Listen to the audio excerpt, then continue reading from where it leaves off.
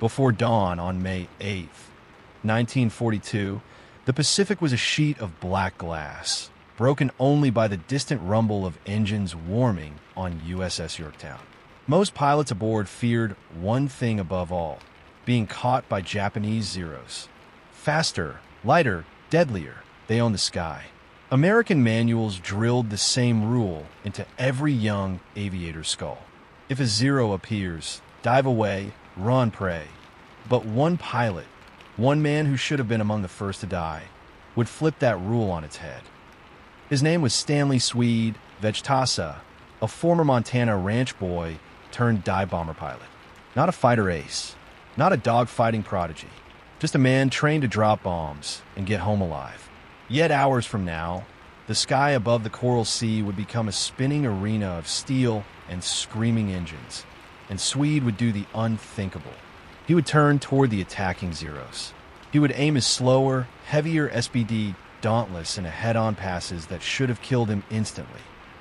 He would do it again, and again, and again, and by the end of those impossible minutes, 3 Zeros, Japan's deadliest killers, would fall from the sky, destroyed by an aircraft not built for dogfights. What Swede discovered that morning wasn't magic. It wasn't luck. It was mathematics, angles, closing speeds, and a brutal understanding of collision geometry. But this story doesn't end in the Coral Sea. Swede's survival would draw the Navy's attention all the way to Washington, earning him new orders that would place him in a different cockpit, and at the center of a battle that would decide the fate of Guadalcanal. A battle where he would make history again. A battle that would earn him a recommendation for the Medal of Honor. And yet, what happened to that recommendation remains one of the quiet mysteries of the Pacific War. This is the forgotten story of the dive bomber who fought like no one else. The pilot who forced Japan's finest into a choice they refused to believe. Break off or die. Section 2. 8 Zeros. 1 Dauntless. The morning of May 8th, 1942 began with a rising haze that blurred the horizon, the kind of half-light that made every shape suspicious. The crew of Scouting Squadron 5 launched from Yorktown toward what they believed was a Japanese carrier force. Swede Vejtasa, in his SBD Dauntless, climbed into formation with the others, a lumbering dive bomber built for precision, not survival. His job was simple: scout, report, live. But as the American formation droned through the sky, the radio crackled with a sound no pilot wanted to hear. Bogies. Multiple. Fast movers. Zeros. 8 of them. They came slipping down from the sun like silver blades, their wings cutting bright arcs as they closed in. Each Zero carried a reputation that had spread across the Pacific like rumor turned legend. Unmatched maneuverability, blistering climb rate, devastating turn radius. Their pilots, hardened veterans of China and Pearl Harbor, believed the Dauntless was prey. They moved in for the kill. Swede looked back over his shoulder and felt his gut tighten. The attackers were almost on top of him, diving in perfect discipline, their orange cowls flashing as sunlight caught the paint. Every SBD pilot knew what came next: a diving escape, nose down, full throttle. Some survived. Most never reported back. But Swede sensed the trap. Zeros wanted you to run. They fed on the panic that came with the dive, the narrowing field of view, the loss of energy, the fatal moment when their superior climb rate let them drag up behind you. Running only made their job easier. So he broke with every rule in the book. Swede hauled back on his stick, swinging the Dauntless toward the incoming Zeros, not away. The move was so abrupt his shoulder belts snapped tight, and the aircraft groaned from the strain. In that instant, the geometry shifted. A Zero charging head-on at 300+ mph had 2 options: pull away or collide. And Japanese pilots, trained to win dogfights through maneuver, not suicide, instinctively broke off at the last second. Swede had forced them into their first mistake. But he knew the fight had only just begun. All right, he muttered to himself, let's dance. The sky erupted into chaos.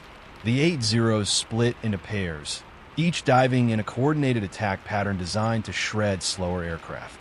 Swede Vejtasa watched them circle like wolves, their engines snarling as they darted in and out of cloud wisps. The SBD Dauntless shuddered under the turbulent air, its wings broad, its frame heavy, its engine underpowered for what was coming. By every metric, this should have been a one-sided execution.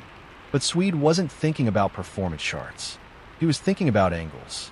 As the first Zero dove in, guns flashing, Swede yanked the Dauntless into a climbing turn directly into the enemy's path. It was a move so counterintuitive it bordered on reckless.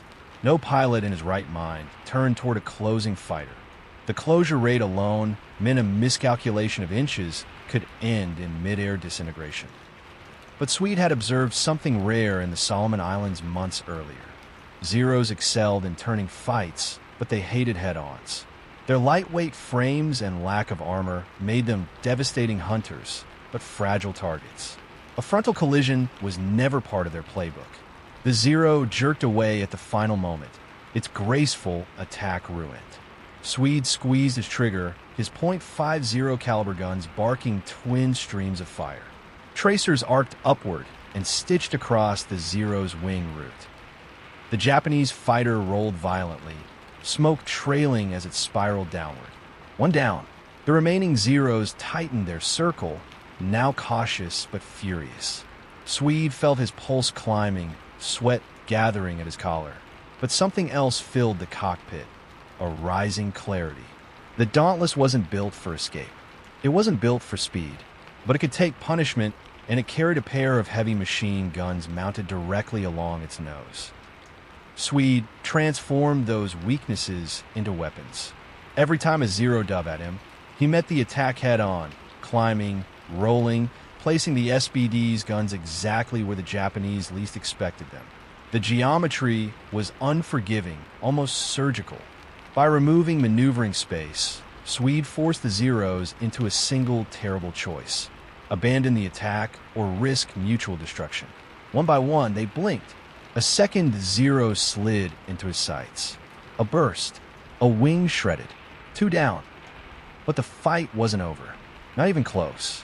Because the remaining pilots were learning, and they were adapting fast. The remaining Zeros pulled back into a wide climbing arc, regrouping above him. Swede recognized the shift instantly. These pilots were no longer underestimating him. They were adjusting, abandoning the reckless slashing attacks, and preparing a coordinated maneuver the Japanese called tape-gake. A vertical rolling dive meant to overwhelm a slower opponent with simultaneous strikes. Swede felt his stomach tighten. They were done playing.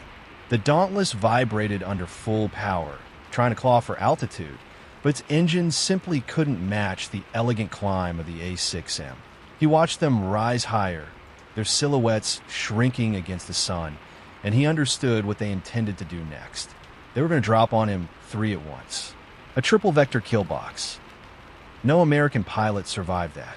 For a moment, the world narrowed to the cramped cockpit, the smell of oil, the warmth of sunlight against the canopy, the deep metallic hum of the engines straining against the air. Swede steadied his breathing. Running wasn't an option. Diving meant death. Turning away meant being carved apart. He had only one move left. He rolled the Dauntless into a slow, deliberate climbing spiral, a motion so unaggressive it looked like he was damaged. The idea was insane. Bait the Zeros into believing he'd burned too much energy and was now vulnerable. Above him, the Japanese formation tightened. He could almost feel their confidence returning. They dove. At that exact moment, Swede kicked full rudder, snapping the Dauntless into a brutal skid turn that wrenched his body sideways. Gravity punched him into his harness. The cockpit blurred for a heartbeat as he forced the SBD's nose directly into the path of the lead Zero. The geometry reversed. Again. The Japanese pilot panicked, pulling up too sharply, his wings slicing across Swede's gun sight. The .50 calories roared. Flame burst from the Zero's fuel tank in a blinding flash. 3. The other 2 attackers shot past, overshooting completely. Swede hauled the Dauntless around, ribs aching from the turn. He knew he had shocked them. He also knew they wouldn't make the same mistake again. They spread out, climbing for another coordinated run, this time more cautious, more disciplined. Swede exhaled through clenched teeth. He had survived the impossible, but now the Zeros were thinking like him. Swede steadied the Dauntless, letting the engine cool for a breath. His controls felt heavier now. Not damaged, just tired, like the aircraft itself understood it was being pushed far beyond anything its designers imagined. The sky around him settled into brief, eerie calm. Below, the coral sea shimmered like hammered metal. Above, the two remaining Zeros were formed into a tight bracket. They weren't coming in blind anymore. Their new approach was textbook. One Zero would dive to force Swede defensive, while the second would slide in his blind spot, the upper rear quadrant the SBD's pilot could never fully see. It was a maneuver tailored to kill heavy aircraft, one that had ended dozens of American careers in the early months of the war, and it was about to be executed with surgical precision. Swede saw the first Zero break off and begin its dive. He waited, not reacting, not flinching, keeping the Dauntless steady as if he hadn't spotted the attacker. His heartbeat drummed against the inside of his helmet. He knew the second Zero was creeping above and behind him, waiting for the distraction to force him into a fatal turn. Swede gripped his stick. Timing meant everything now. The diving Zero opened fire, tracers slicing past his canopy. Swede held steady until the last possible moment, until the Zero's guns were nearly walking into his engine cowling. Then he pulled the Dauntless into a savage snap roll. It was a move almost no SBD pilot attempted in combat. The Dauntless wasn't built to roll quickly. It wasn't designed for sudden lateral motion at all. But Swede had studied the aircraft intimately. He knew that at a very specific airspeed, not too fast, not too slow, the SBD could be coaxed into behaving like a fighter for a split second. That split second saved his life. The Zero roared past, overshooting wildly, the pilot yanking hard in shock and nearly stalling his own aircraft. Swede inverted the Dauntless, rolled back upright, and lined his guns on the passing enemy. A burst. Metal shattered. The Zero broke apart in midair. 4. But there was no time to celebrate. The final Zero dove from above, right on schedule. Swede braced himself. This one wasn't reckless. This pilot had watched everything. He knew exactly who he was fighting. The Dauntless bucked as bullets slammed into its tail surfaces. Warning lights flickered. Swede felt the aircraft dragging, its rudder suddenly sluggish. He was running out of altitude, running out of control authority, running out of luck. But he wasn't out of ideas. Smoke curled from the Dauntless tail, drifting past Swede's canopy in thin gray ribbons. The rudder pedals felt mushy beneath his boots, not destroyed but wounded. The SBD could still fly, but its margin for error had shrunk to almost nothing. Above him, the final Zero peeled off and climbed for another strike. This one was deliberate, controlled, the mark of a veteran. Swede recognized the pattern immediately. The Zero pilot was setting up a rolling high-side attack, the same maneuver that Japanese aces had perfected over the skies of China. It exploited everything the Dauntless lacked: climb rate, roll authority, acceleration. Once the attack began, the Zero would slide behind him at an angle where Swede's guns couldn't reach. Most American pilots never saw the finishing burst. Swede tightened his harness. He needed the Zero to make one mistake. Any mistake before his damage controls failed him entirely. The Japanese fighter tipped forward and began its dive, nose pointed toward Swede's cockpit. This time the pilot didn't fire immediately. He was waiting for Swede to turn, waiting for fear to dictate his reaction, waiting for the same survival instincts that had doomed so many others. Swede didn't give him that satisfaction. Instead, he throttled back. It was lunacy. Every manual screamed against it. Slower meant easier to kill. But Swede wasn't thinking about speed. He was thinking about geometry. By cutting throttle, he forced his Dauntless to sink just enough that the Zero's firing angle collapsed. The Japanese pilot, expecting target movement, suddenly found his sights sliding too high. He corrected, dipping lower, and in that adjustment, for a fraction of a breath, he crossed directly in front of Swede's nose. Swede slammed the throttle forward. The Dauntless lunged. The Zero filled his gun sight. He fired a 2-second burst, the only burst he could afford. Orange flashes crawled across the Zero's fuselage. The fighter yawed violently, smoke erupting from its engine. For a moment, it looked like it might recover, the pilot fighting the controls, but then the wing dipped, and the aircraft rolled into a fatal spiral. 5. The final Zero vanished into the clouds below. Silence flooded the cockpit. Swede exhaled, realizing only now how hard he'd been gripping the stick. His hands trembled. His engine temperature spiked. His aircraft, perforated, scorched, and barely holding trim, was somehow still in the air. He looked around the empty sky, half expecting another attacker. There were none. Against every rule, every statistic, every expectation, a dive bomber had just beaten the best fighters in the Pacific. Swede turned toward the distant shape of Yorktown and began the long flight home. The Navy would never look at SBD pilots or dogfighting doctrine the same way again. The flight back to Yorktown should have taken 20 quiet minutes. Instead, every mile felt like a negotiation with gravity. The Dauntless vibrated in an uneven rhythm, wounded metal flexing against the wind. Swede trimmed the aircraft as best he could, but the left rudder cable was frayed, forcing him to hold constant pressure just to maintain a straight heading. The ocean below looked strangely calm, its surface broken only by long shadows of cloud cover. If the engine quit now, he knew exactly what would happen. A forced ditching, a broken back, maybe a chance at a raft if he wasn't unconscious on impact. It didn't matter. He wasn't going down now, not after surviving 8 Zeros. As Yorktown grew from a dot into a recognizable shape, Swede radioed in. His voice sounded steady, almost casual, deliberate choice. Pilots avoided sounding shaken on the airwaves. It wasn't pride, it was morale. Trembling voices spread panic across a carrier deck faster than fire. Yorktown Control, this is 5-6. Aircraft damaged but flyable. Request landing priority. There was a pause, then a crackle of disbelief. 5-6, you're alive? We saw the Zeros. We counted, never mind. Clear for immediate approach. Word traveled faster than aircraft metal.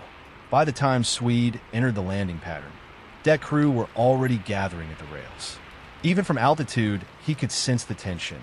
The way everyone leaned forward, waiting to see if the battered SBD could survive one more challenge. Swede lowered his flaps. A tremor rippled through the Dauntless, like a living thing bracing for impact. The landing hook dropped cleanly, a small miracle. He brought the nose down, aligned with the center line, and let the aircraft sink. The tail wheel touched first, then the main gear, and the hook grabbed the arresting wire with a metallic snap. The Dauntless jerked to a stop. For a moment, Swede just sat there, breathing, listening to the soft ticking of the cooling engine. Then he opened the canopy and climbed out. Deck crew swarmed the aircraft, their eyes widening as they traced the bullet holes, the scorched metal, the shredded tail. "Did you fly through a meat grinder?" one mechanic muttered. Swede just grinned. Behind him, the Dauntless, slow, battered, unfashionable, gleamed in the sun like a survivor that had earned its right to be respected. He had brought her home. Now came the part he dreaded, explaining how. The ready room aboard Yorktown fell silent the moment Swede walked in. Pilots who had been joking minutes earlier straightened in their seats. The intelligence officer paused mid-sentence. Even the smell of stale coffee seemed to freeze in the air. 8 Zeros, 1 Dauntless, 5 confirmed kills. It didn't make sense, and pilots hated things that didn't make sense. Swede eased into a chair, still in his flight suit. A smear of oil streaked across one sleeve. The intelligence officer, Lieutenant Abrams, a man known for his skepticism, adjusted his glasses and tried to keep his voice even. "Lieutenant Vejtasa, let's start from the beginning. How did you avoid the initial attack?" Swede leaned back. He wasn't a bragger. He wasn't a storyteller. He was a farm kid from Montana who preferred actions over explanations. But what he had done up there wasn't luck, and it wasn't improvisation. It needed to be understood. I didn't avoid it, he said. I turned into it. A ripple of murmurs spread across the room. Turned into it? Abrams repeated, incredulous. Into a zero dive? Swede nodded. Zeros don't commit to head-ons. Lightweight frames. No armor. They can't trade collisions with heavier aircraft. If you remove their maneuvering space, you remove their advantage. The room went still. Several younger pilots exchanged looks, not of doubt, but of realization.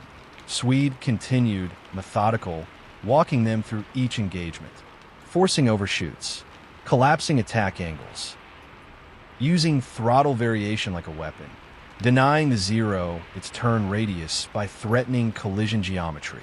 He didn't talk about fear, didn't mention the moment he thought his tail had been shot clean off. He focused on the math of survival.